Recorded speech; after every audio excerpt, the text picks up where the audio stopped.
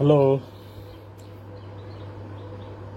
তৈজসপত্র ও ব্যবহারিক দ্রব্য সামগ্রীর আজকের পর্ব হচ্ছে রান্নাঘরের জিনিস। রান্নাঘরের জিনিসের মধ্যে কিছু আঁকছিলাম গতকালকে, 5 আইটেম। তো এখন আজকে আঁকবো কিছু আইটেম। তো প্রথমে আঁকবো গ্লাস।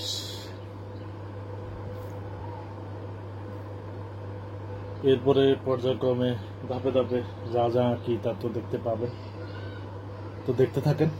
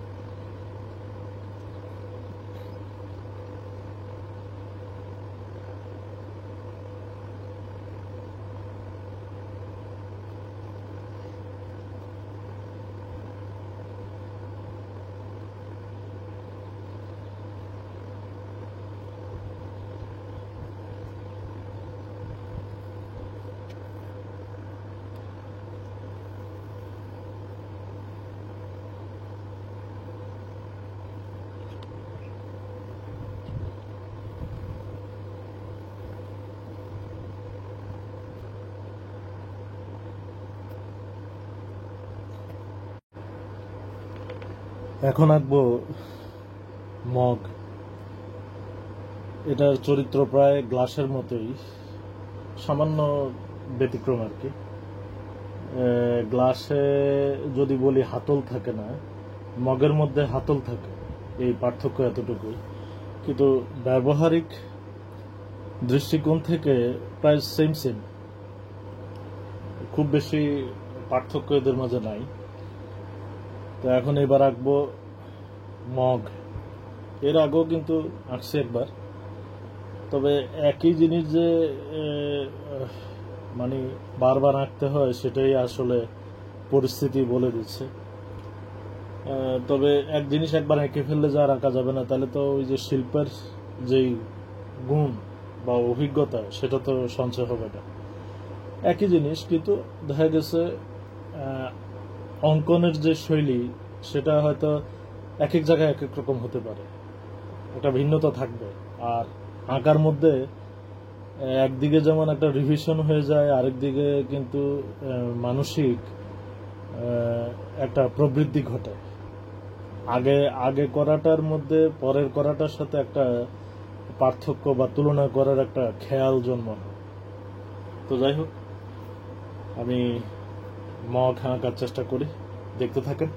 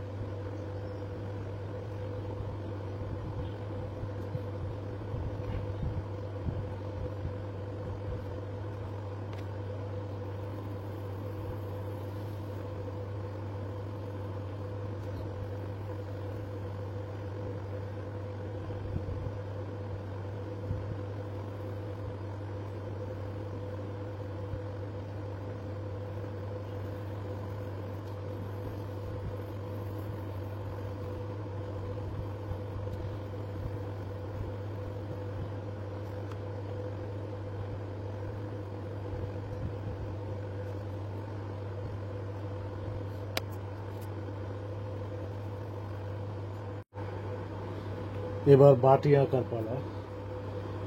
রান্নাঘরের জিনিসপত্রের তালিকার মধ্যে পড়ছে এবার বাটি। বাটিটা এর আগে আঁকা হয়নি আমার, তো এখন নতুন করে আঁকা হবে। বাটির ব্যবহার তো আপনারা জানেন মোটামুটি। সবচেয়ে বেশি ব্যবহার্যের তালিকায় অন্যতম কিন্তু এই বাটি। কোনো কিছু কাউকে দিতে, টুকটাক খাবার পরিবেশনে, হ্যাঁ, যে কোনো কাজকর্মে একটা কিছু নিতে সবসময় আমরা বাটি ব্যবহার করি। বাটির হয়তো বিভিন্ন সাইজ থাকে, বড়, ছোট, মাঝারি। তো আমরা যে কাজে যখন যেটা প্রযোজ্য সেটা এস্টিমেট করেই কিন্তু ব্যবহার করি। তো বাটির ব্যবহারটা কিন্তু অনেক। যেমন করে পানি খাওয়ার ক্ষেত্রে জগ এবং মগের ব্যবহার, গ্লাসের ব্যবহারটা যেমন অধিকতর। এছাড়া অন্যান্য যা টুকটাক খাদ্য জাতীয় ব্যবহার্যের দিক থেকে বাটির ব্যবহারটা কিন্তু অত্যাধিক, মানে প্রতিনিয়ত যেটা ব্যবহার হয়। আবার এরকম অনেক জিনিস আছে হঠাৎ হঠাৎ ব্যবহার হয়, কচিত কচিত, কিন্তু সব সময়ের জন্য একেবারে রেগুলার বেসিসে মানে বাটিটা কিন্তু অনেক গুরুত্বপূর্ণ একটা ব্যবহার্য দ্রব্য। তো বাটি আঁকার চেষ্টা করতেছি, দেখতে থাকেন।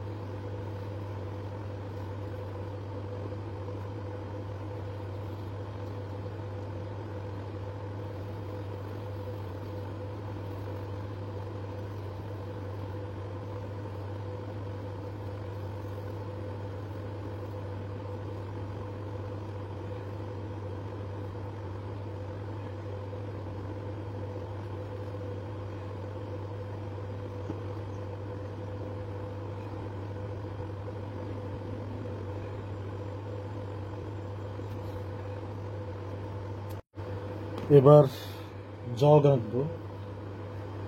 তো জগের ব্যবহারটাও কিন্তু প্রচুর আমাদের জীবনে, দৈনন্দিন জীবনে। পানি যেটাতে আমরা সংরক্ষণ করে রাখি আর কি, স্বল্প সময়ের জন্য। দীর্ঘমেয়াদের জন্য হয়তো আরো বড় পাত্র ব্যবহার করি। তখন গ্রামে গঞ্জে একটা সময় কলসের ব্যবহার ছিল দীর্ঘমেয়াদীর জন্য, তারপর অন্যান্য বড় ধরনের পাত্র ব্যবহার করা হয়। আর এই যে প্রত্যেক দিন পানি পান করার জন্য যে বারে বারে আমরা একদিন খেয়ে বা 2 দিনে খেয়ে, পাত্র অনুসারে নির্ভর করে যে কত দূর পানি খাচ্ছি সেই অনুসারে। তো দেখা গেছে জগের সাইজ অনুসারে বা আকৃতি অনুসারে নির্ভর করে যে একদিন পর পর পানি নিতে হয় না 2 দিন পর পর পানি সেখানে সংরক্ষণ করতে হয়। তো আমরা খাওয়া শেষ হলে আবার পুনরায় সেখানে সংরক্ষণ করি আর গ্লাসে নিয়ে নিয়ে পানি খাই যা যতটুকু লাগে যখন। এই হলো ব্যবহার জগের। তো জগ আঁকার চেষ্টা করি, যদি এটাও পুনরাবৃত্তি, আগেও আঁকছি একবার। তো ঠিক আছে, দেখেন।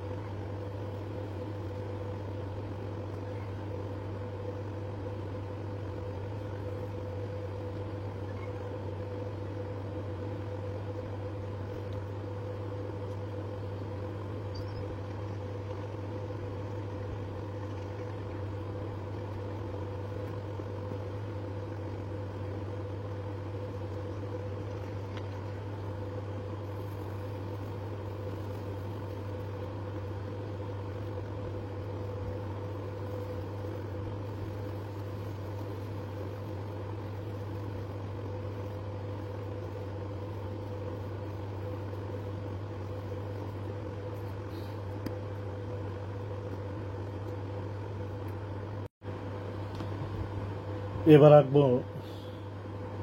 গৃহস্থালী জিনিসপত্রের মধ্যে এক আইটেম চেয়ার। তো চেয়ারটাও কিন্তু আমাদের বেশি ব্যবহার্য একটা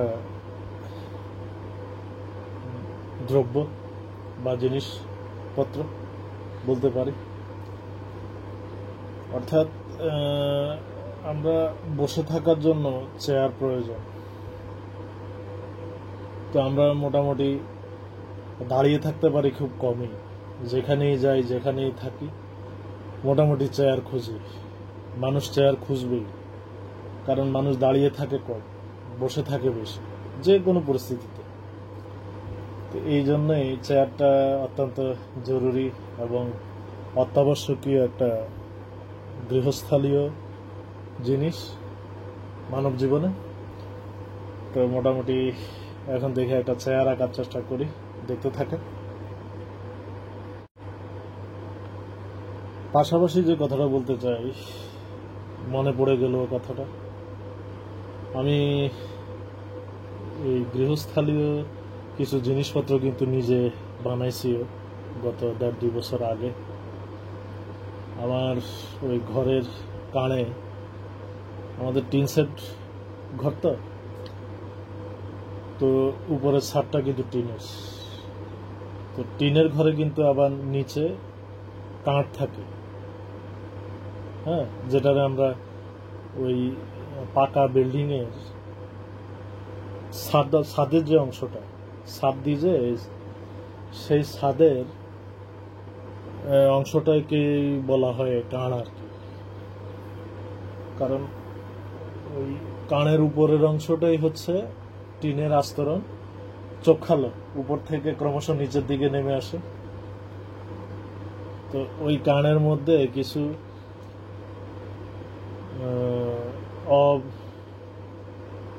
অব্যবহার্য কাঠ পড়েছিল, জমা ছিল আর কি। তো আমি ওগুলোকে কাজে লাগানোর জন্য নামিয়ে এনে তারপর বিভিন্ন জিনিসপত্র গড়ার চেষ্টা করছিলাম আর কি। তো প্রায় এক দাগে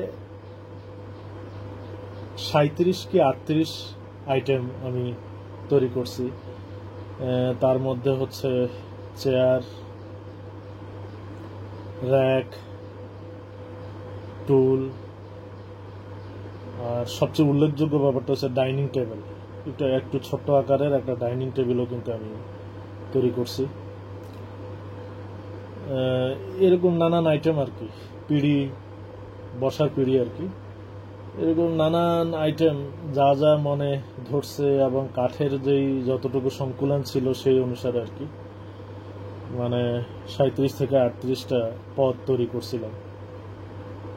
তো ওখানের মধ্যে চেয়ারও কিন্তু একটা পার্ট ছিল বা অংশ ছিল। তো ওই অভিজ্ঞতাটা শেয়ার করলাম আর কি আপনাদের সাথে। তো ঠিক আছে, দেখতে থাকেন।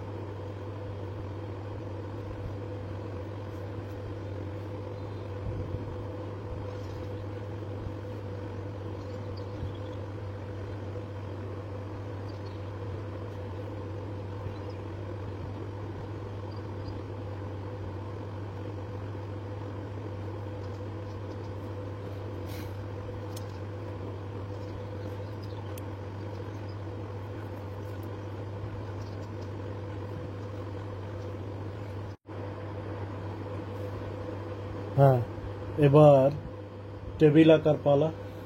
চেয়ার মোটামুটি আঁকার চেষ্টা করছি, এবার এখানে একটা টেবিল আঁকবো।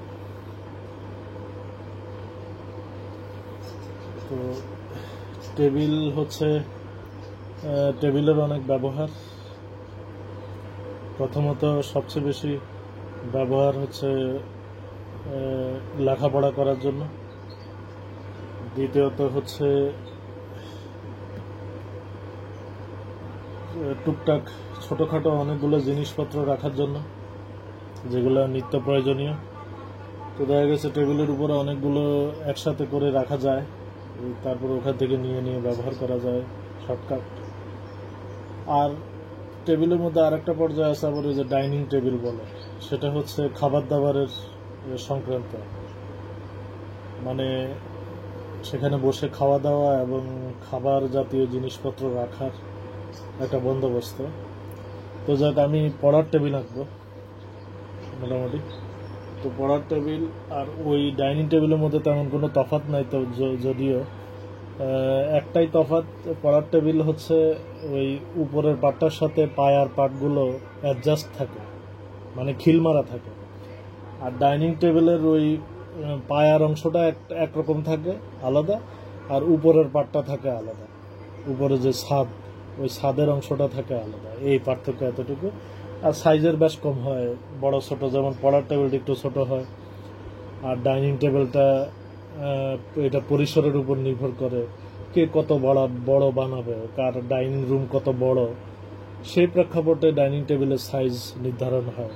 যেমন মহলে যারা বসবাস করে তাদের ডাইনিং টেবিলের সাইজ বিশাল আকৃতির হয়, দেখা গেছে 20-30 জন 40 জন পর্যন্ত একসাথে বসে খেতে পারে। আবার কোনো সভা সেমিনারের যে ডাইনিং টেবিল, সেটা তো বিশাল আকৃতির হয়ে থাকে, কারণ ওখানে অনেকগুলো মানুষের সমাগম হয়। আর মধ্যবিত্ত পরিবারের যদি কথা বলি, তো সেখানে হয়তো দেখা গেছে 6টা থেকে 8টা চেয়ার অ্যাডজাস্টমেন্ট করে আর কি, 6 জন থেকে 8 জন বসে একসাথে খেতে পারে, এই টাইপের বানানো হয়। তো যাই হোক, কথা বললে কথা শেষ নেই। আমি এখন পড়ার টেবিল আঁকার চেষ্টা করি, দেখতে থাকেন।